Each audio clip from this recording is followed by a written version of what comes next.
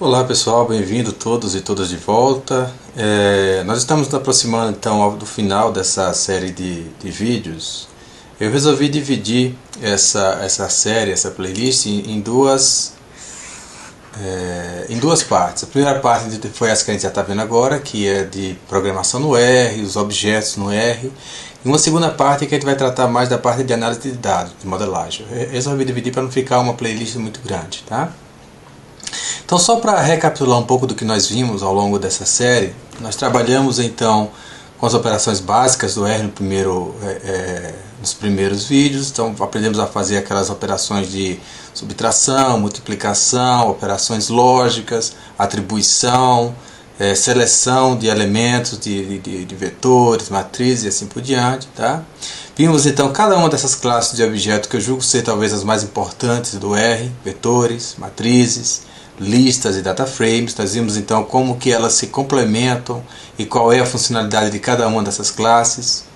Trabalhamos então a parte de importação de dados, o protocolo que eu espero que vocês tenham anotado em algum lugar para utilizar, tá? Trabalhamos aí ao longo das duas ou três últimas aulas aí sobre manipulações de data frames, tá? Esse aqui é um tópico muito importante no R. E para a aula de hoje eu estou reservado então em trabalhar com gráficos. Então, só para trazer algumas ilustrações, eu gosto desse modelo aqui, dessa ilustração aqui do Hadley Wickham, tá? nesse material aqui, tá? Nesse link. E ele coloca aqui as diferentes etapas envolvidas nesse processo de análise de dados. Tá? A primeira parte então seria a parte de importação, tá? Ele coloca aqui a primeira parte como sendo a parte de importação, seguida então da parte de organização de dados. Tá? Isso aqui é no cenário ideal. Tá? Se você tem familiaridade com o R suficiente para conseguir fazer toda a organização dos dados no próprio R, ou seja, depois da importação, ótimo. Tá? Mas há casos em que talvez seja mais fácil você fazer essa organização dos dados manualmente, tá? Principalmente quando o conjunto de dados é pequeno. Você pode fazer então essa organização dos dados antes da importação, tá? Foi isso que nós fizemos na nossa aula de importação, lembra? Em que o nosso primeiro passo foi pegar um conjunto de dados que estava desorganizado no Excel e transformamos então para dados organizados, e depois disso nós fizemos a importação. Tá? Aquilo poderia também ter sido feito direto com a ferramenta do R. Eu optei por não fazer isso porque nesse primeiro momento eu acredito que nós não tenhamos ainda familiaridade suficiente para isso, tá? Com as ferramentas. Então aí eu acredito que eu ia confundir vocês muito mais do que realmente ajudar. Tá? Mas enfim, isso fica a critério. Eu sou favorável à ideia de que uma vez que você desenvolva familiaridade suficiente com o R, o ideal é que você faça essa organização dos dados no próprio R. Tá? Por quê? Porque isso fica no script. Então, a própria etapa de organização dos dados também fica documentada na forma de script. Ou seja, se houve algum erro de interpretação dos dados ou na própria organização dos dados, tá? Tem como rastrear isso e descobrir onde é que foi feito esse erro. No caso, quando isso é feito manualmente, é um pouco mais difícil fazer esse rastreamento porque teria que fazer essa comparação direta aí dos dados originais com os dados organizados. Tá? Mas enfim, isso fica a critério, mas eu aconselho que, à medida que você desenvolver mais facilidade com o R, você procure fazer essa organização dos dados no próprio R, dentro do possível, é claro. Tá? Então, uma vez que nós tenhamos os dados importados e organizados, ou organizados e importados, tá? Nós seguimos então para esse loop aqui, tá vendo? Ó, esse loop aqui ele pode permanecer aqui dentro por várias iterações. Então, o primeiro passo então, uma vez que nós tenhamos os dados organizados, é fazer essa transformação dos dados. O que vem a ser essa transformação dos dados? Cálculo de sumários, por exemplo, quando você quer calcular a média, mediana, máximo, mínimo, sei lá, uma série de outras sumários aqui, ou quando você calcula variáveis derivadas, por exemplo. Lembra que no caso dos dados climáticos, da nossa última aula, nós fizemos o cálculo, por exemplo, a partir dos dados de precipitação diária, nós calculamos, por exemplo, precipitação acumulada, precipitação ao longo de 15 dias, precipitação mensal, poderíamos ter feito anual. Então tudo isso são dados que não estavam diretamente presentes no conjunto de dados iniciais, mas que eles foram calculados a partir do conjunto de dados originais, tá certo? Então essas transformações aqui geralmente cálculos de variáveis derivadas do seu conjunto de dados originais, tá? Seja combinando variáveis ou por transformação de variáveis individuais. Em seguida, então, feitas essas transformações, nós partimos para a visualização. Eu, pessoalmente, como já disse anteriormente nesse curso, sou uma pessoa que depende muito do aspecto visual para entender os dados, certo? Então, essa parte de visualização dos dados ela é muito importante para você detectar problemas nos dados, por exemplo, erro de digitação, problemas de leitura, erro de equipamento, tá? Você verificar dados que são completamente aberrantes, anormais, que eles não... que houve algum problema na sua aquisição, erro nos cálculos dessas variáveis derivadas. Então você pode ter errado, por exemplo, na transformação, ter cometido algum erro, tá? Que pode ser diagnosticado nessa etapa de visualização. Então você ter capacidade de plotar várias vezes, de múltiplas formas, o seu conjunto de dados é uma maneira muito eficiente de assegurar que o que você está entrando depois para a modelagem são dados confiáveis, são dados pertinentes, tá certo? Então, feitas essas visualizações, identificados os eventuais problemas e corrigidos esses problemas, nós partimos então para a etapa de modelagem. Tá certo? Nós fazemos então os modelos. Esse modelo pode ser um modelo estatístico, também a gente pode estar fazendo inferências estatísticas aí, como uma regressão, uma análise de variância, covariância, pode ser uma análise de componentes principais, ou pode ser alguma técnica de aprendizado de máquina, como, sei lá, redes neurais, random forest, alguma coisa desse tipo, não importa, tá? Então a ideia é que nós estamos modelando esse dado para, ou seja, ou para fazer predições a partir desses dados, ou para tentar fazer inferências, ou seja, identificar se há evidências ou não suficientes de uma relação entre duas variáveis, por exemplo, se há evidências suficientes de que um determinado tratamento afeta ou não uma determinada variável e assim por diante. Então nós fazemos esses modelos. Bom, uma vez que nós obtemos esses modelos, também nós fazemos transformações, ou seja, nós fazemos predições em cima dos resultados desse modelo, nós fazemos avaliações aqui de medidas de, sei lá, variáveis influentes, resíduos do modelo. Nós vamos ver tudo isso numa próxima playlist, tá?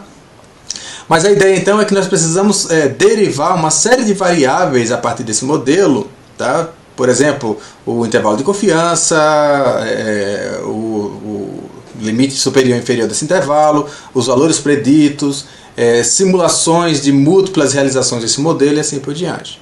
E uma boa maneira então de entender o modelo é através da visualização, ou seja, nós pegamos os resultados desse modelo, fazemos então essa plotagem, tá? Fazemos então essa plotagem. Nossa, ficou horrível isso aqui, não ficou? Ok, vamos deixar assim mesmo. Então nós fazemos a visualização dessa plotagem, tá, para poder entender o modelo. Então eu pessoalmente dependo muito disso também. Embora eu consiga interpretar os coeficientes de alguns modelos mais simples, mas quando nós partimos para modelos mais complexos, tá, principalmente modelos, por exemplo, modelos não lineares ou modelos preditivos, como random forest, redes neurais e assim por diante, tá? É difícil, muito difícil você interpretar o modelo com base apenas nos coeficientes. Então é necessário visualizar as predições e visualizar a influência de diferentes variáveis nessas predições para conseguir entender o modelo, tá certo? Então essa visualização aqui, ela agora vem depois da modelagem para entender o modelo. Pode ser que o que você obteve na sua modelagem está completamente fora dos seus dados originais, ou seja, o seu modelo pode não ser uma boa representação dos seus dados. É nessa etapa aqui então que nós conseguimos verificar esse tipo de problema, tá? Caso isso ocorra, nós vamos então mudar o modelo. Nós vamos utilizar um outro modelo, tá? Ou seja, vamos modelar mais uma vez. Vamos então extrair os resultados desse modelo, tá? Em seguida vamos visualizar mais uma vez. Pode ser que o modelo novamente esteja completamente fora, ou que as premissas do modelo não tenham sido atingidas. Por exemplo, se eu estou trabalhando aí com um modelo linear, uma regressão, por exemplo, e estou assumindo que os resíduos são normalmente distribuídos, que é homocedástico, que são independentes, pode ser que nessa etapa de visualização aqui nós consigamos detectar que esse não é o caso, que as premissas definitivamente não foram atendidas. Ou seja, se a premissa do modelo não é atendida, isso quer dizer que as conclusões tiradas a partir daquele modelo não são válidas, tá certo? Elas não são corretas, tá? Então o modelo ele só é útil se as suas premissas são atendidas. Caso contrário, ele é completamente inútil, tá certo? Então, eventualmente, nós vamos ficar aqui nesse loop várias vezes. Pode ser que você precise mudar de modelo múltiplas vezes até achar um modelo que se adeque aos seus dados, tá? Ou, nessa etapa de transformações, você pode adequar os dados ao modelo. Cuidado, que isso não significa você simplesmente manipular os seus dados. Mas, por exemplo, você pode fazer transformações que adequem o modelo. Então, por exemplo, se eu tenho um conjunto de dados, por exemplo, é muito comum em dados de composição, tá? Você vai avaliar o teor de um determinado elemento químico em um solo, por exemplo, numa rocha ou em algum outro material. É comum esse tipo de dados ter distribuição log normal, tá? Então, se você assumir, se você aplicar esses dados diretamente aqui para um modelo linear, tá? Uma regressão simples, por exemplo, com distribuição gaussiana, distribuição normal, os resíduos vão ficar, alguns desses aí vão parecer outlier, alguns resíduos vão ser muito altos, tá? Então o que acontece? Nesse caso eu tenho que o meu modelo é inadequado aos dados. Então uma das maneiras de corrigir isso seria utilizar um modelo que não assume distribuição normal, mas uma distribuição log normal. Uma outra opção seria você fazer uma transformação desses dados. Se você fizesse, por exemplo, ao invés de você trabalhar com os dados originais, você calcular o log, tá? O logaritmo dessa variável, e então aplicar o modelo, provavelmente esses resíduos teriam distribuição normal e o modelo seria adequado aos dados, tá? Então são duas vertentes. Você pode adequar os dados ao modelo, nesse caso de transformação dos dados, ou você pode adequar o modelo aos dados, ou seja, você pode escolher um outro modelo que se adeque às características desses dados, tá? Eu não vou entrar em mais detalhes a respeito disso nessa aula, porque não é o objetivo, mas isso aqui é apenas para dar uma introdução geral de por que nós estamos tratando dessas ferramentas de visualização e por que elas são tão importantes, tá? Então, enfim, no final desse processo aqui, eventualmente nós vamos chegar em um modelo que é adequado, tá? Pelo menos ele é suficientemente adequado para os nossos propósitos, tá? Mais uma vez eu chamo a atenção de que todo o modelo, tá? Ele é errado. Todo modelo tem erro, isso é inevitável, tá? Porque ele é uma representação do conjunto de dados. Ele tenta generalizar aquilo que você está observando naquele conjunto de dados, tá? Então todo o modelo ele é errado. Agora, alguns são úteis, essa que é a questão, tá?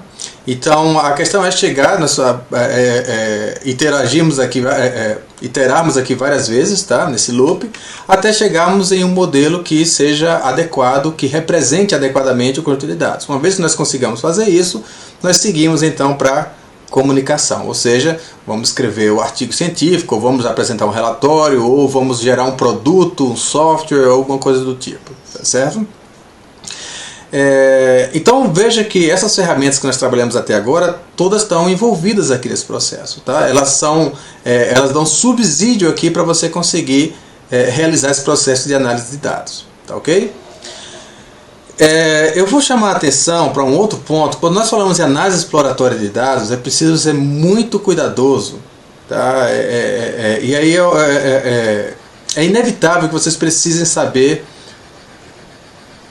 conhecer sobre o método científico. Eu acho isso fundamental, porque do contrário, se você tem conhecimento de programação, se você tem conhecimento dessas ferramentas de análise de dados, tá? Mas não tem um bom embasamento no método científico, você é uma bomba, é um perigo. Por quê? É muito fácil você encontrar uma série de relações ou de efeitos significativos de variáveis que não tem qualquer efeito real sobre a sua variável resposta, tá? Porque essas ferramentas aqui lhe dão um poder de análise muito grande. Então você pode testar múltiplos modelos, múltiplas combinações de variáveis. Então se você não tiver um rigor científico no que você está fazendo, você pode encontrar muitas relações, muitos modelos que parecem ser relevantes, que parecem estar informando algo de interessante, mas que são completamente furados, tá? Ou seja, eles não generalizam bem, tá certo?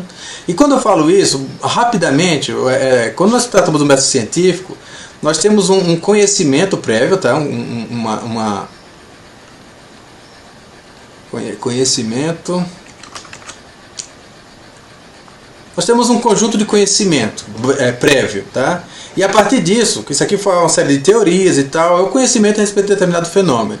A partir desse conhecimento, nós geramos hipóteses, tá? Nós geramos hipóteses. Ou seja, a partir daquilo que nós sabemos, nós fazemos predições a respeito do que deve acontecer. Por exemplo, se eu jogar uma pedra para cima, mesmo agora nesse momento eu não tendo jogado uma pedra para cima, mas eu posso predizer que ela vai cair. E que ela vai cair a uma determinada velocidade, que ela vai levar um determinado tempo para cair. Tá? Isso tudo é baseado num conjunto de teorias, tá? Da gravitação universal, por exemplo. Tá certo? Então eu poderia, caso essa teoria não fosse suficientemente bem estabelecida, como já é o caso, tá? Mas se eu não tivesse certeza, ou se eu tivesse em um outro planeta, ou se eu tivesse em um outro universo em que essas teorias ainda não fossem estabelecidas, eu poderia, na verdade, utilizar o método científico para avaliar, para testar essas teorias, essas hipóteses, na verdade. Então, a partir do momento que eu faço essa predição aqui de que se eu jogar uma pedra para cima ela vai cair, eu posso montar experimentos, tá certo? Em que eu jogo pedra para cima e eu observo os resultados. E a partir dessa observação desses resultados, tá, desses experimentos, eu verifico se os meus resultados eles anulam, tá, ou se eles falsificam a minha hipótese ou não. Tá? Pode ser que eu jogue a pedra para cima, por exemplo, e ela fique levitando no ar. Tá certo? Então, nesse caso, a minha hipótese ela foi negada pelo experimento. Mas o que é muito importante é que você estabeleça então suas hipóteses a priori, ok? E você utilize então os dados dos seus experimentos para testar essas hipóteses. O que é perigoso ser feito, tá? Na verdade até incorreto ser feito, é você utilizar, por exemplo, jogar a pedra para cima, tá? E aí você verificar que as suas pedras não estão caindo, ao invés disso elas estão flutuando, tá, ok? E você, ao invés de fazer um novo experimento, você criar uma nova hipótese dizendo que, olha, não, na verdade aqui se eu jogar as pedras para cima, elas flutuam. E em seguida você utilizar esses dados que você acabou de coletar para gerar essa nova hipótese como sendo evidência que prova a sua hipótese. Você está vendo a circularidade? Ou seja, eu verifiquei um determinado fenômeno aqui no conjunto de dados, tá, ok? E isso me fez gerar uma hipótese.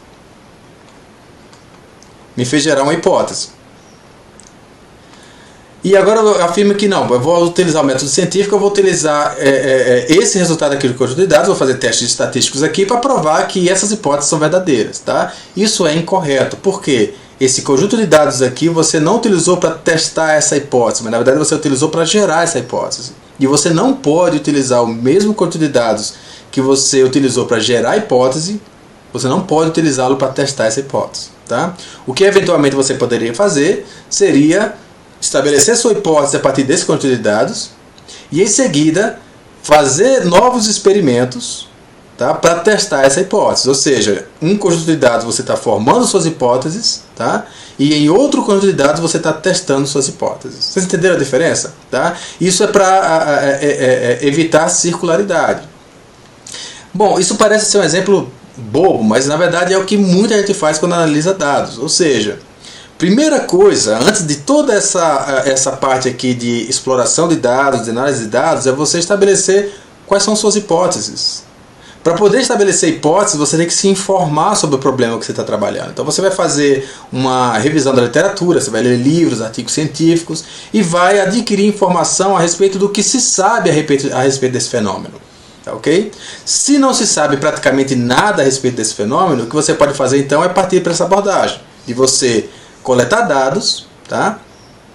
E observar os resultados sei lá, extrair relações, modelos, regressões. Eu verifiquei que a variável x e y são significativamente relacionadas, tá? E daí você pode então sugerir hipóteses, tá?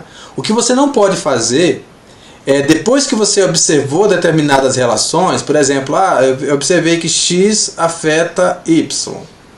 Por exemplo, pessoas que bebem leite à noite dormem melhor. Eu fiz um questionário, perguntei a várias pessoas se elas bebiam leite à noite e se elas dormiam bem ou não, tá? Se você não tinha essa hipótese a princípio, na verdade isso daqui você observou, a partir do momento que você não sabia disso, você aprendeu isso depois que você observou os dados, tá? Você não está testando essa hipótese, você está gerando essas hipóteses a partir dos dados observados, tá ok? Nesse caso, então, é preciso que você tome muito cuidado para não fazer de conta, o que seria má conduta científica, não fazer de conta de que você já sabia disso a priori, de que você já esperava isso a priori, tá certo? Na verdade, então, o que pode ser feito é, depois desse experimento inicial que gerou essa ideia de que, olha, é provável, é possível, tá? Os dados, pela análise de dados que nós fizemos exploratória, nós verificamos aqui uma relação que sugere que haja essa relação entre beber leite e dormir bem à noite, tá ok? Mas qual que seria o processo científico realmente? Seria, depois de você ter formulado essa hipótese, a partir desse experimento inicial, conduzir um outro experimento, ou uma outra série de experimentos que testem novamente essa hipótese, tá certo?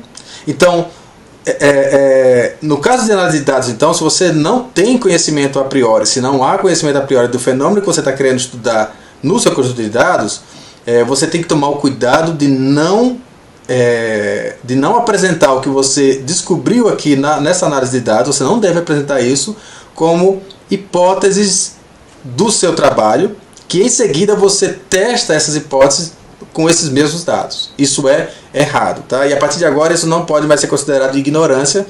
Se vocês fizerem isso, vai ser por má conduta científica, tá certo? Vocês entenderam bem a diferença? Então, caso não entendam, pode colocar aqui nos comentários, eu volto a trabalhar em cima disso. Mas eu realmente fico preocupado que vocês adquiram conhecimento em análise de dados sem conhecer essas distinções importantes aí a respeito de metodologia científica, tá? Procurem ler sobre isso. Eu recomendo que vocês deem uma lida. Tem alguns livros muito bons, tá? Por exemplo, um filósofo chamado de Popper, tá? Karl Popper, se não me falha a memória, é assim que se escreve o nome dele, tá? Eu me lembrei de uma brincadeira que eu costumo fazer em outras aulas, né? Esse material que eu vou colocar disponível no GitHub, mas basicamente esse daqui é você, se você não souber essas ideias então de metodologia científica, tá? Então você pode achar que descobriu algo muito interessante quando na verdade está apenas mordendo o próprio rabo, tá? Então, hipóteses não podem ser testadas com os dados que originaram, tá?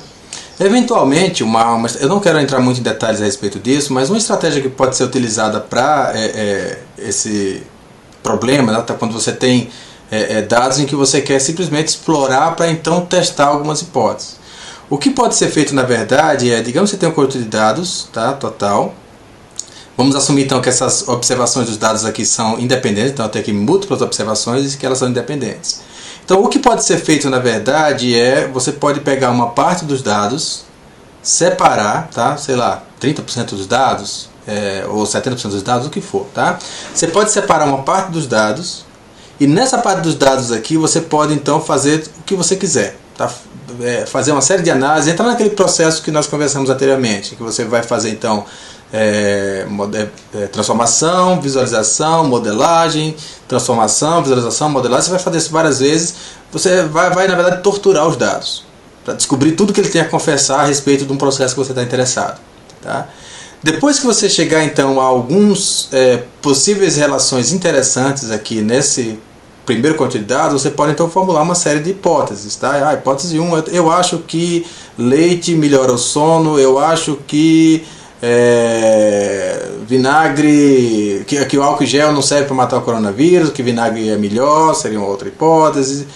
Eu acho que... Enfim, você pode formular múltiplas hipóteses a partir do que você observou nessa primeira parte dos dados. E em seguida agora, então, você vai utilizar essa segunda parte dos dados, tá? Que você reservou, você não visualizou essa parte dos dados ainda, você nunca trabalhou com ela anteriormente. E agora sim você vai testar as suas hipóteses, tá? Modelos ou o que for, nesse conjunto de dados que você reservou. E nesse caso aqui, tá? Você está é uma análise adequada, tá? É uma análise que não tem problema, porque é a mesma coisa de você ter observado um determinado fenômeno, ter gerado hipóteses, ter voltado no campo, ou ter voltado no laboratório, ter feito uma série de experimentos para testar essas hipóteses. Então, como esses dados aqui, eles não entraram na parte de formulação de hipóteses, essa parte dos dados, eles podem ser utilizados para o teste de hipóteses. Tá? Então, é em razão disso que quando nós fazemos análise exploratória, frequentemente nós reservamos parte dos dados, tá?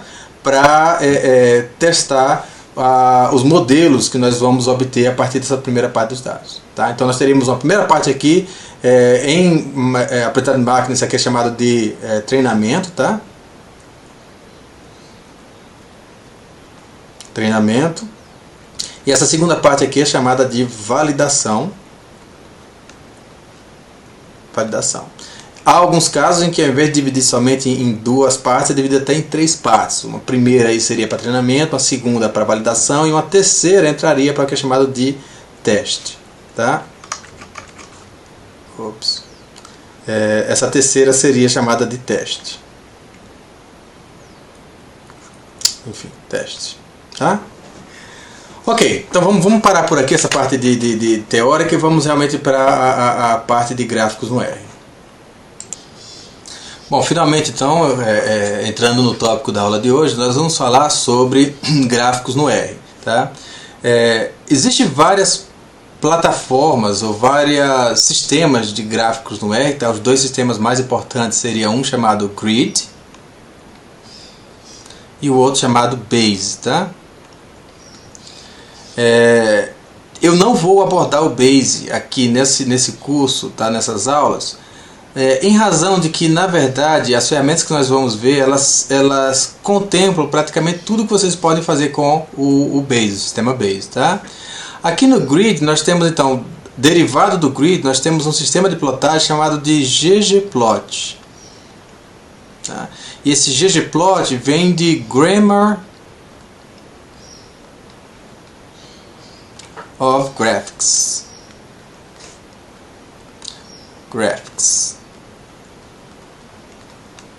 Grammar of Graphics. Então seria uma espécie de gramática de gráficos. Tá? Há um livro publicado com o nome Gramática de Gráfico. E esse livro inspirou o Hadley Wickham a desenvolver então esse pacote, o ggplot 2 especificamente, tá? Em que essa sintaxe ou essa gramática que é introduzida nesse livro, ela é explorada. Tá? Basicamente, então, o que nós temos nessa sintaxe são alguns elementos. Tá? Primeiro, nós temos os dados. Tá? Eu vou utilizar o termo em inglês porque isso vai ter correspondência com as funções de ggplot. Tá?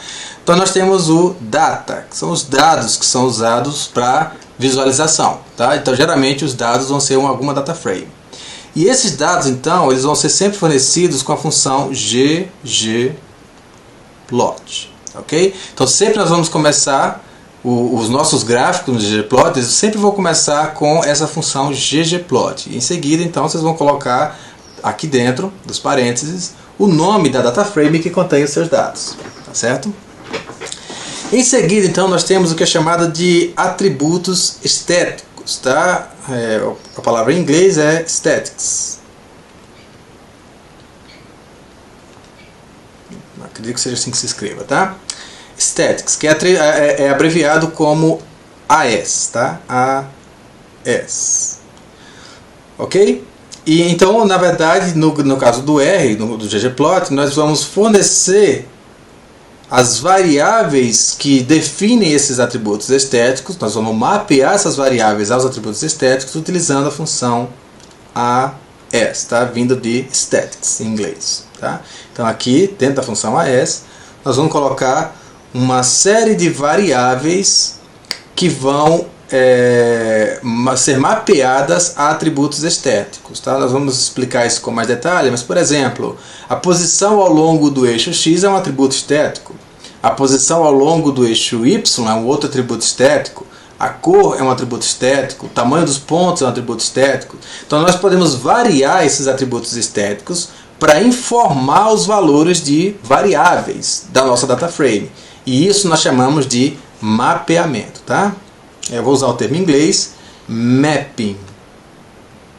tá? Quando nós variamos atributos estéticos em função de valores de uma variável da nossa data frame, esse processo é chamado de mapping.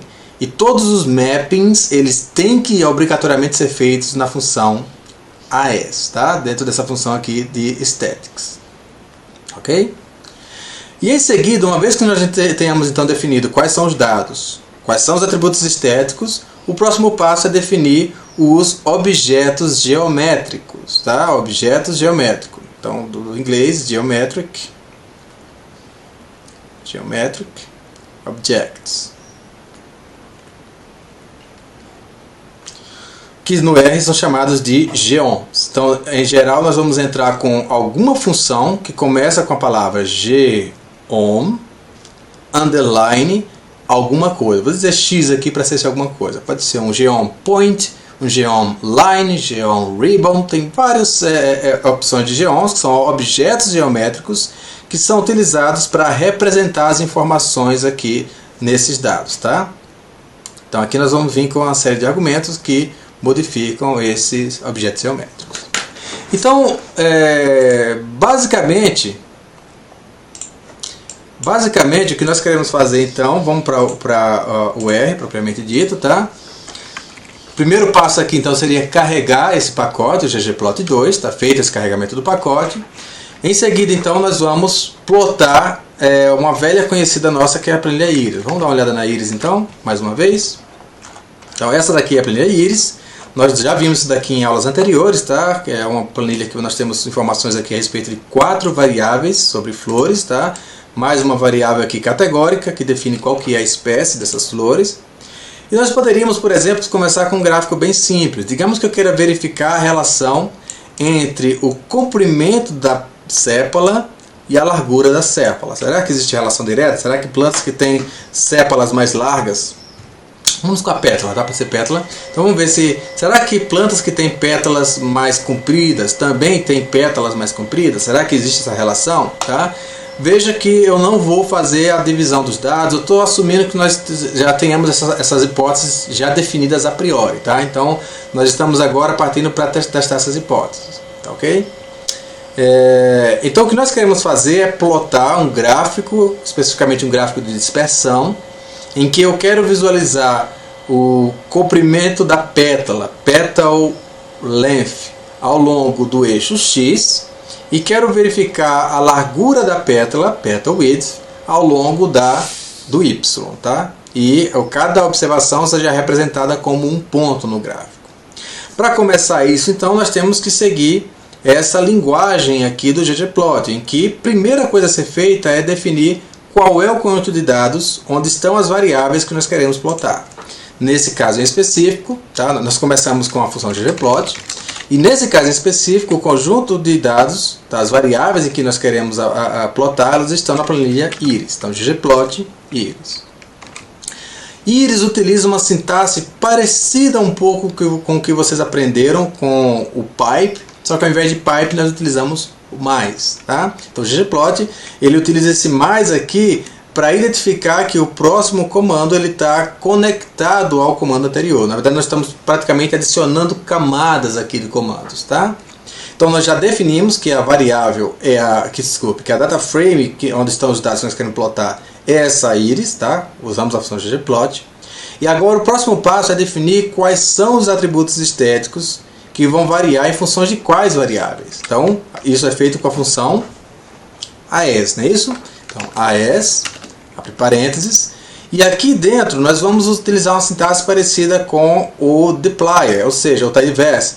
Nós podemos nos referir ao nome de variáveis sem precisar colocar aspas, tá? Então, aqui dentro da função AS, os nomes das variáveis são interpretados, o nome das nossas colunas são interpretadas como objetos. Então nós não precisamos colocar aspas. Então nesse caso eu quero variar um atributo estético, que é a posição dos pontos ou de qualquer outro objeto geométrico ao longo do eixo X. Eu quero que essa posição ao longo do eixo X ela seja mapeada pelo atributo estético petal length. Tá? Eu quero variar isso daí em função de petal length. Então eu vou indicar que X, é o meu atributo estético, é igual a petal length. Eu estou variando a posição das observações, tá? Ou dos pontos no eixo X de acordo com o valor da observação em petal length. Tá? Isso é chamado de mapeamento. Em seguida eu poderia fazer a mesma coisa em relação ao eixo Y. Eu quero que no caso do eixo Y ele represente o valor contido em petal width. Então essas duas operações aqui, ó, elas são mapeamentos. Eu estou mapeando a um atributo estético uma determinada variável. Okay? Ou seja, eu posso reconstruir o valor das observações com base no que eu visualizar no gráfico. Se eu tentar executar isso daqui, deixa eu apagar isso aqui. Ok, deixa eu apagar isso aqui. Se eu tentar visualizar isso daqui, o que vai acontecer, o que você espera que aconteça aqui? Veja que eu tenho um gráfico vazio. Tá, ok? Eu tenho um gráfico vazio. Mas olha, eu já tenho aqui um eixo Y com valores aqui de petal width, tá? Aqui está provavelmente o intervalo de valores que ocorrem em petal width, tá? E aqui está os valores de petal length. Por que esse gráfico está vazio? Porque eu ainda não defini qual é o objeto geométrico que eu quero usar para representar as informações que estão contidas aqui nesses eixos, tá? Então, nesse caso em específico, o que nós queremos fazer é plotar pontos. Tá? Então, nós vamos começar então com a função geom, underline, point. Eu estou indicando que eu quero usar pontos como objetos geométricos que vão representar essa informação aqui.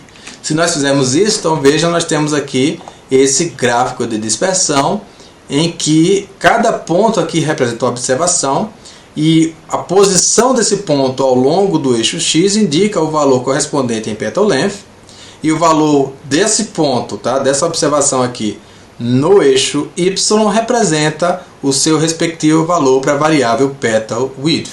Tá? Então nesse caso aqui nós vemos que existe claramente uma relação direta, tá, entre comprimento de pétala e largura de pétala, certo? Nós podemos então adicionar mais informações nesse gráfico ou podemos mapear mais variáveis aqui nesse gráfico. Por exemplo, seria interessante colorir cada ponto desse de acordo com a espécie para saber se como que essa relação ela fica dentro de cada espécie, tá? Ou quanto que ela é influenciada pelas diferentes espécies. Então, para isso, o que nós podemos fazer é voltar aqui nessa função AS, tá, do ggplot, e indicar que nós queremos variar agora a cor, color, em função da coluna species. Novamente, species é uma coluna da planilha Iris, e por isso eu posso, como a Iris está sendo fornecida aqui no ggplot, tá, eu posso me referir a qualquer coluna como se fosse um objeto, não preciso colocar aspas. Então, executando isso daqui, veja que nós agora obtivemos esse gráfico em que as cores, nesse caso, está indicando qual que é a espécie. Veja que o ggplot ele já faz a legenda, tá, do gráfico, está facilitando muito aí a plotagem, tá certo? Então fica fácil aqui ver que, em parte, essa forte relação que a gente observa entre petal width e petal length tem a ver com a própria variação entre espécies, tá? Mas que, de forma geral, ela também é mantida dentro de espécies. Ok. Na visualização desse tipo de dados é preciso tomar cuidado porque o que acontece? Alguns pontos podem estar sobrepostos, tá? Principalmente quando você está trabalhando com volume de dados bem maior, alguns pontos podem estar sobrepostos, tá? Uns sobre os outros. E isso faria com que você não conseguisse visualizar onde que está mais concentrado as observações. Então é interessante, tá, em alguns casos, tá, é interessante você adicionar uma transparência aos pontos. Por quê? Onde você tem somente um ponto, ele vai aparecer como transparente. Onde você tem dois pontos, se você usar uma transparência de 50%, vai aparecer como completamente opaco. Então você consegue ter uma ideia da concentração de pontos com base na transparência. É um recurso que você pode utilizar para visualizar pontos sobrepostos. Então agora eu posso vir aqui, por exemplo, em geomPoint, eu posso alterar esse objeto geométrico aqui adicionando transparência. Nesse caso eu quero adicionar um alfa, tá? A transparência é parâmetro alfa. Se nós colocarmos um alfa de 5%, quer dizer que cada observação tem uns 50% de transparência. Então, nesses casos aqui, tá vendo? Ó, onde aparecem aqui objetos opacos, quer dizer que existem duas observações sobrepostas. Se eu coloco 30%, eu precisaria de 3 observações sobrepostas para ficar completamente opaco. Por exemplo, aqui ó, eu tenho 3 observações sobrepostas, aqui eu provavelmente tenho 2, aqui eu tenho somente uma observação, está mais claro, tá? Então esse é um recurso que lhe permite visualizar, quando você tem muitos dados sobrepostos, lhe permite visualizar onde está mais concentrado esses pontos, essas observações, tá certo? Ok. Nós podemos então criar gráficos bem distintos. Por exemplo, eu poderia usar uma outra informação ou explorar esse dado de uma outra maneira, verificando como que petal length ele varia entre espécies. Olhando para esse gráfico aqui, eu já começo a ter uma ideia de que setosa, tá vendo? Está localizado bem aqui à esquerda, significando que ela tem os menores valores de petal length, seguido aí de versicolor e por fim de virgínica. Então, embora esse gráfico aqui me permita visualizar isso daqui, uma outra maneira de visualizar isso daqui seria plotar diretamente os pontos em função da espécie. Então, nesse caso, veja, esse outro gráfico que nós estamos pensando agora, nós queremos que a espécie seja o eixo X e que petal length seja o eixo Y. Pause esse vídeo e tente fazer esse gráfico modificando onde é pertinente aqui nesse código. Tá certo? Você já tem condição de fazer isso. Basta mudar alguns detalhes aqui nesse código que você vai conseguir fazer esse gráfico. Então pause o vídeo e eu volto em um minuto pra gente, em alguns segundos para a gente fazer essa resposta.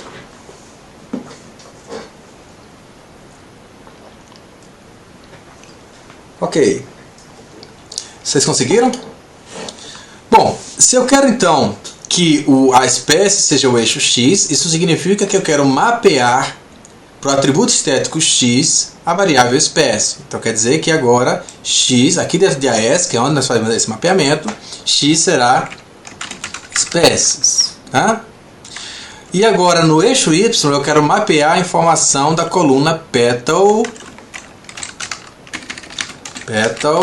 length. Tá? Eu posso deixar cor em função de espécie, não é necessário, tá? Mas aqui vai ser redundante. Vamos deixar porque eu falei que precisava mudar pouca coisa no código, eu vou mudar pouca coisa, tá? Então vamos executar isso daqui. Veja então que nós obtivemos esse gráfico aqui, tá vendo? Ó? Em que nós temos os valores de setosa, os valores aqui de versicolor, para a espécie versicolor, tá? Para petal length, e os valores de virgínica. Então, da forma como nós já tínhamos visto no gráfico anterior, versicolor tem os menores valores de petal length, seguido por, setosa tem os menores valores de petal length, seguido de versicolor, por fim, seguido de virgínica. Veja que esse recurso que nós utilizamos aqui de transparência, ele foi bem útil aqui nesse caso, porque eu consigo ver realmente onde está concentradas as observações. Uma outra maneira também de facilitar a visualização, principalmente quando você tem mais dados ainda, seria você perturbar a posição ao longo do eixo aqui, adicionando um resíduo aleatório, um valor aleatório, menor, negativo ou positivo, tá? Para tentar fazer com que esses pontos eles deixem de ficar sobrepostos. Então essa função, tá? Esse objeto geométrico nós chamamos de jitter. Tá? Então ao invés de onPoint, eu poderia ter feito geonJitter. E veja então que ele simplesmente adiciona um resíduo aqui ao longo desse eixo X aqui no caso, tá? Para tentar separar as variáveis, as observações e conseguir visualizar melhor essas observações. Tá? Você pode alterar a quantidade de jitter. Por exemplo, eu posso dizer que a largura do jitter que eu quero é, sei lá, 0.5. Vamos testar 0.5. Não está muito. Vamos botar 0.1 talvez. Tá? Então veja que eu diminui um pouquinho essa quantidade de jitter aqui, mas ainda esse modo de apresentação dos dados aqui facilita muito a interpretação. Inclusive você pode ver vários gráficos aí publicados em revistas importantes, tá? Nature, Science, tá? Que estão adotando esse tipo de representação. Ou seja, não apenas apresenta as informações de sumários, média, máximo, mínimo, intervalo de confiança, limite superior e inferior, erro padrão, mas também eles estão colocando as próprias observações brutas, para que o próprio leitor possa fazer o julgamento de se aquela média ou se aquele intervalo de confiança, se ele é confiável, se ele representa realmente esse conjunto de dados. Tá? Então esse daqui nós mudamos agora o geon, utilizamos o geonJitter. Tá? Uma outra coisa que nós poderíamos ter feito, eu vou tirar esse geom jitter aqui, nós poderíamos representar essa informação utilizando o boxplot. Definições aqui para o jitter, tá? Antes de explicar exatamente como se interpreta esse gráfico, eu vou fazer agora uma outra adição que seria também algo muito interessante do ggplot, é o fato de que você pode sobrepor múltiplos gráficos através de camadas, tá? Então, como eu falei, nós iniciamos aqui indicando qual que é os dados que nós vamos utilizar. Em seguida, então, nós indicamos os atributos estéticos, quais atributos estéticos vão variar em função quais atributos estéticos vão variar em função de que variáveis, tá, do nosso data frame. E em seguida eu indiquei que eu quero representar essa informação aqui, tá, anteriormente indicada aqui, como boxplot. Mas eu posso, na verdade, adicionar múltiplos geons no mesmo gráfico. Então agora eu posso adicionar mais e colocar agora um outro geom aqui. Por exemplo, vamos colocar o geom jitter. Vamos colocar com uma width de 0.1, a gente viu que ficou legal na anterior, tá? Ok. Eu vou fazer mais uma coisa nesse momento, depois eu volto para explicar o que eu estou fazendo. Mas eu vou colocar aqui outlier.color é igual a NA, tá? Ok, eu explico já por que eu fiz isso.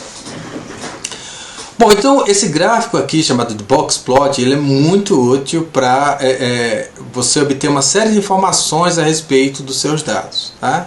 Então ele define aqui, ó, 3 pontos muito importantes, tá? O que é chamado de esse aqui seria o Q3, esse aqui seria o Q2 e esse aqui seria o Q1, tá? Esse aqui seria o Q1. Tá. Q2 e Q1, certo? O que são esses valores aqui? Se vocês observarem, aqui estão os dados originais, os pontos representam aqui os dados originais, tá? E o que você observa? Que nesse valor aqui de Q1, aqui nós temos 5, né? 4, 5, 6, aqui são os valores de petal length. Nós temos aqui que o valor de Q1 seria aproximadamente 5,1, talvez, tá? 5 e alguma coisa, 5,5 e pouco, tá? Veja que esse valor, 5,1, que é o Q1 aqui na verdade, tá? Ele divide o seu conjunto de dados em duas partes. 75% dos dados, tá? Ou seja, tudo que tiver para cima aqui, tá? São valores maiores do que o valor de Q1, na verdade? Então veja que aqui eu tenho 75% das observações e aqui eu tenho 25% das observações. Então esse Q1 é o valor que divide o seu conjunto de dados em 25% menores para baixo, ou seja, 25% das observações são menores do que o Q1 e 75% das observações são maiores do que o Q1, tá? Ok. O mesmo ocorre em relação a Q2, só que no caso do Q2 ele divide os dados exatamente no meio. Você está vendo que o número, se nós contarmos aqui, eu não vou fazer isso, mas se nós contarmos aqui esses pontos, nós vamos ver que o número de pontos que está para cima dessa barra aqui é igual ao número de pontos que está para baixo dessa barra, indicando então que esse valor aqui ele divide o seu conjunto de dados em 50%. Eu tenho 50% para cima, 50% para baixo. Então 50% dos seus dados tem valores maiores, tem valores de petal length maiores do que Q2, tá? No caso da espécie virgínica, e 50% tem valores menores do que o Q2.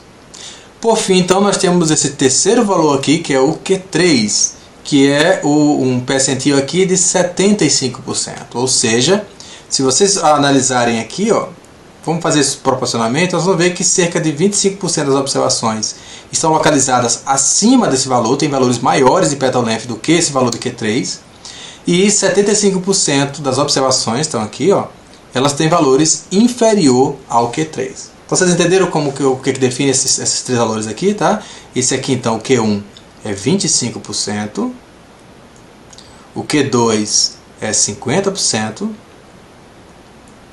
e o Q3 é 75%. Esse Q2 é a própria, você já deve ter falado disso, é a própria mediana, tá?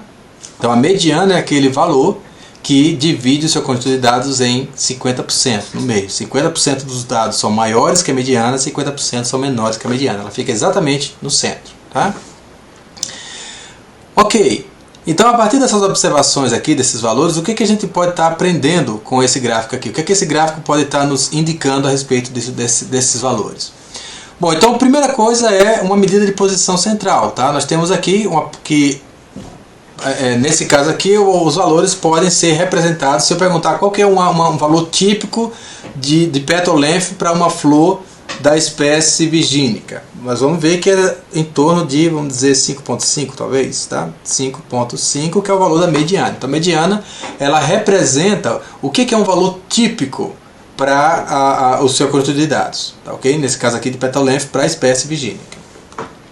Segunda informação, nós podemos ter uma informação aqui muito importante a respeito de variabilidade, tá? Então veja que nesse caso aqui nós podemos calcular a distância entre Q3 e Q1. Ou seja, se nós subtrairmos Q3 de Q1, nós obtemos essa distância. E essa distância aqui é chamada de intervalo interquantílico. Tá? No inglês é Interquantile Range, tá? IQR. Tá? E isso é uma medida muito útil de dispersão, uma medida de variabilidade. Ela indica o quão variável é esses valores da sua variável de interesse aqui. Veja que se essa distância for grande, quer dizer que existe alta variabilidade. Se essa distância for pequena, quer dizer que existe baixa variabilidade. Então vamos comparar, por exemplo, o IQR. Observe a diferença aqui do IQR para a virgínica, tá vendo? E olha o IQR aqui para setosa. Vocês estão vendo o quão divergente? Esse aqui é o IQR de setosa, tá? Vocês estão vendo o quão divergente é isso daqui? Você vê que uma variabilidade na espécie setosa ela é bem menor do que a variabilidade na espécie virgínica. Então, já olhando esse gráfico aqui, se nós formos pensar em fazer, por exemplo, uma análise de regressão, eu já ficaria preocupado em relação à premissa de homogeneidade de variância. Eu vejo que, olhando aqui pelo IQR, eu acho improvável que essas variâncias sejam homogêneas. Me parece que, na verdade, existe uma variância, uma variabilidade. Vamos usar o termo variabilidade. Tá? Me parece haver muito menor variabilidade para a setosa do que para a virgínica. Tá? Então, eu precisaria pensar em provável heterogeneidade de variância e como lidar com isso se eu fosse fazer uma modelagem. Tá? Então, veja que essa distância aqui entre o Q1 e o Q3 pode ser visualmente interpretada para nos dar uma ideia de variabilidade do conjunto de dados. Tá? Então eu já vejo que a variabilidade ela não é igual entre essas diferentes espécies, mas essas duas espécies parecem ser mais variáveis do que a espécie setosa. Então nós aprendemos algo sobre variabilidade. Uma outra informação útil que também nós podemos estar aprendendo com o boxplot ou visualizando com o boxplot é a ideia de simetria. Então nós temos que, vamos pensar numa distribuição. Eu vou tentar fazer simétrica, tá? Isso aqui seria basicamente, tirando a minha incompetência como artista, isso daqui seria basicamente uma distribuição simétrica, tá? Por quê?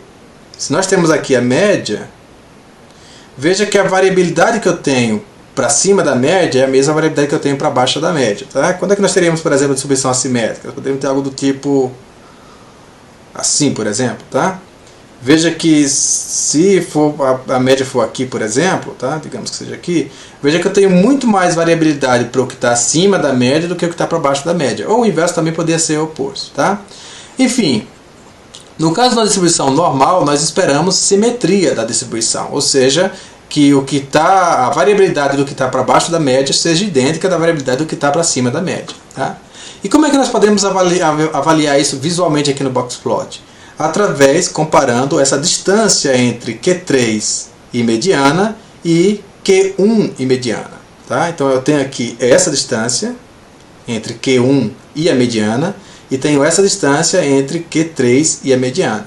Se essas duas distâncias forem similares, tá? Não precisam ser exatamente idênticas, mas se elas forem similares, indica aí simetria da distribuição. Então para esse caso aqui eu vejo que em todos os boxplots aqui eu não vejo nenhuma evidência aqui de assimetria da distribuição. Ok? Vejam que o que está para baixo da mediana, essa distância do Q1 e Q3 e Q2 e Q3, ela é praticamente idêntica. Tá? Então dá a ideia de que os dados são relativamente homogêneos. Tá? Tudo isso, é claro, é visual, tá? Seriam apenas explorações visuais dos dados, mas daria a ideia de que os dados são simétricos, perdão, que não há assimetria na distribuição dos dados. Tá? Bom, então nós vimos que o Boxplot já nos deu informação sobre medida de posição central aqui, tá? Mediana, nos deu informação de variabilidade e nos deu informação de simetria. Veja quanta informação nós obtivemos a partir do gráfico tão simples. Tá? Outra informação interessante que o Boxplot também nos permite observar é o range, seria a faixa de valores típicas aqui para essas variáveis. Então você está vendo que além dessa caixa aqui, aparecem aqui esses traços, estão vendo? Tá? Estão aqui atrás. O que esse traço indica, na verdade, é o seguinte: se nós pegarmos aqui esse ponto, basicamente a partir de Q1, desculpa, a partir de Q3, lembra que Q3 ele contempla 75% dos dados, não é isso? Então 75% dos dados estão abaixo de Q3, mas existe 75% que estão acima de Q3. Então, para mostrar o máximo do valor que está acima de Q3, nós utilizamos uma continha, tá? Que vai definir exatamente onde que acaba esse tracinho aqui. Tá? E essa continha é o seguinte, ela vai ser, nesse caso do que está acima do Q3, vai ser Q3 mais 1.5 vezes o IQR. Tá? Lembra do IQR? O IQR é essa distância aqui. Então o que vai acontecer é o seguinte: se uma observação, se a observação ela está dentro desse intervalo aqui, ó, de Q3 mais 1.5 vezes o IQR, tá? Ela vai ser representada aqui por esse tracinho. Agora, se ela estiver fora desse intervalo, ela vai ser representada como um ponto. Tá? Então, para vocês conseguirem visualizar melhor isso, vamos fazer uma modificação aqui no código. Vamos retirar essa outlier aqui que eu tinha tirado, tá? Antes, esse argumento, tá? E vamos comentar, vamos apagar esse mais, tá? E vamos comentar esse geometry aqui. Lembre que quando eu comento um código, ele pede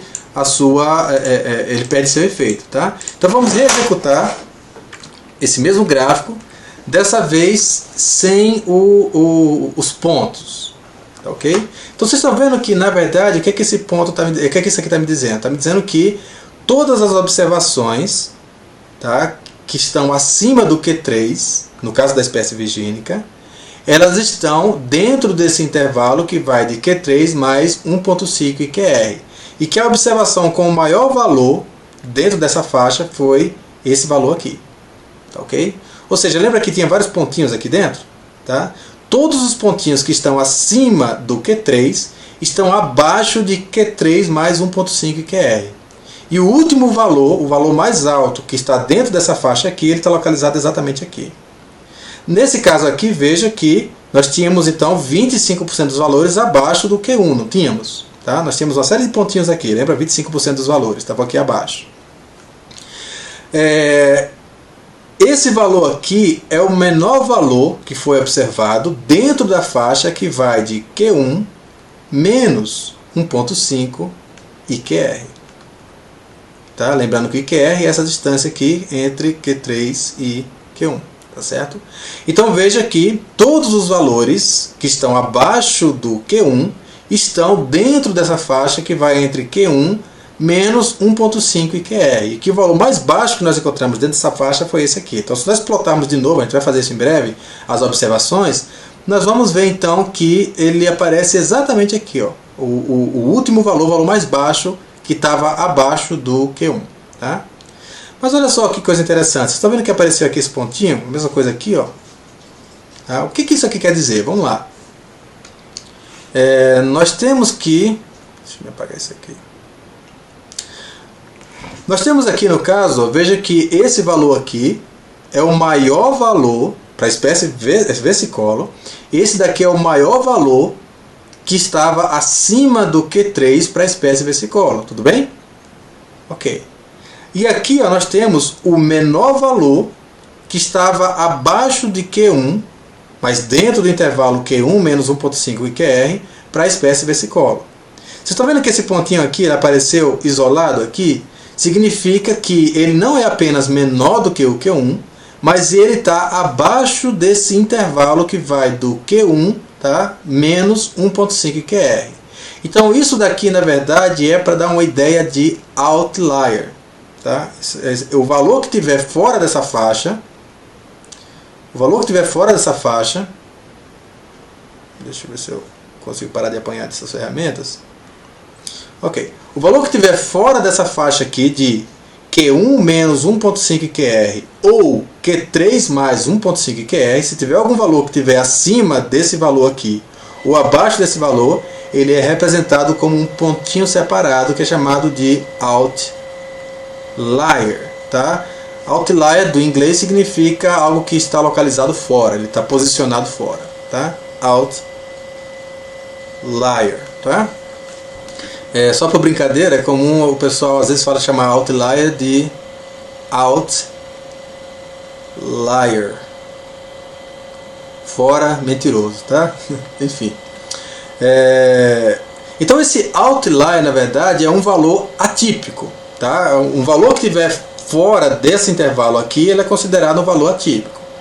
Ele pode ser atípico porque ele seja realmente algum dado problemático, ou ele pode ser atípico porque ele não tem distribuição normal, ou porque sei lá, por uma série de outras razões, ou porque ele pertence a uma outra distribuição. Por exemplo, pode ter sido que alguém nomeou essa espécie aqui errada, identificou essa espécie errada, na verdade isso aqui seja a espécie setosa, tá?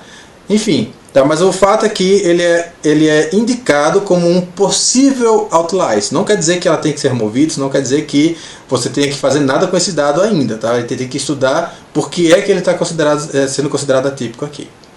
Então, basicamente, veja que com relação ao boxplot, olha só a quantidade enorme de informações que nós conseguimos extrair. Tá? Deixa eu apagar isso tudo aqui. Observando apenas esse gráfico, eu consigo ter uma ideia então de diferenças aí entre medianas, tá? Entre diferentes espécies. Consigo ter ideia aí da variabilidade dos dados, consigo ter ideia aí da simetria dos dados, consigo ter ideia aí de valores, da faixa de valores que ocorre, máximo e mínimo, e consigo também visualizar valores atípicos que estão ocorrendo nos dados, tá? Consigo ver aqui pontos que são atípicos. Eu chamo a atenção, eu falei aqui em robusto algumas vezes nessa aula, tá? Por que ser uma medida robusta uma medida robusta ela é importante? O que é que isso tem de interessante? Vamos fazer alguns cálculos aqui no R. Vamos criar um conjunto de dados hipotético, tá? Em que eu tenha, por exemplo, vamos chamar de hipotético recebe, vamos colocar, por exemplo, 1, 2, 3, 4, 5, 6 e 10 mil. 10 mil. Tá? Ok. Se nós quisermos caracterizar esse conjunto de dados, nós poderíamos, por exemplo, calcular uma medida de posição central. Poderíamos calcular, por exemplo, a média. Tá? Se nós fizermos a média, nós temos que a média desse conjunto de dados é 1431.571. Você acha que esse valor aqui representa um valor típico desse conjunto de dados? Pelo contrário, de forma alguma. Você vê que, na verdade, todos os valores estão muito abaixo da média, tá vendo? Ó, praticamente todos, tirando esse 10 mil aqui. Então nós temos esse problema de que a média ela é muito sensível a valores extremos. Ou seja, se você tem um conjunto de dados em que você tem um valor extremo, a média ela não representa adequadamente esse conjunto de dados. Você não pode usar a média aqui como sendo um valor típico, como uma representação do valor típico do conjunto de dados. Mas a mediana, por outro lado, ela é... Vamos calcular visualmente aqui essa mediana. O que é a mediana? É o valor que divide os dados em 50% acima e 50% abaixo. Então nós temos 1, 2, 3, 4, 5, 6, 7 valores. Tá? Esse que está aqui nessa posição é exatamente o elemento do meio. Então a nossa mediana aqui seria 4. Tá vendo? Se nós fizermos a mediana, nós temos então que a mediana é 4. Veja que 4 é um valor que representa muito melhor esse conjunto de dados do que do que a média, tá certo? Então veja que a mediana, apesar de eu ter um 10.000 aqui, a mediana ela não foi influenciada por esse valor extremo. E nós tratamos então, quando nós temos esses sumários que não são influenciados por valores extremos, nós chamamos de robustos, tá? Então a mediana ela seria uma medida robusta aqui de posição, ok? A mesma coisa também é válida para a variância. Vamos calcular a variância de hipotético. Veja que a variância... Vamos calcular o desvio padrão para ficar mais fácil de interpretar. SD. Quer dizer, o desvio padrão indicaria aí uma variação típica em relação à média, tá? Veja que nesse caso aqui ele está me dizendo que é 3.778, tá ok? Se por outro lado nós fizermos o IQR, tá? Eu não sei se tem alguma função aqui no R para calcular o IQR, deixa eu dar uma olhada.